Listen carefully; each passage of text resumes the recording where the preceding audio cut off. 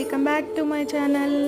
ఇది చూడండి, ఇప్పుడే నాకు వచ్చిందండి వీడియో. ఎంత బాగుంది, మీతో షేర్ చేసుకోవాలనిపించింది. బియ్యంతో ఎంత బాగా రాశారండి, అసలు సచ్ ఎ బ్యూటిఫుల్ వీడియో.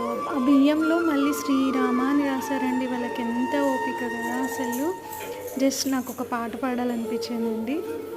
శుద్ధ బ్రహ్మ పరాత్పర రామ కాలాత్మక పర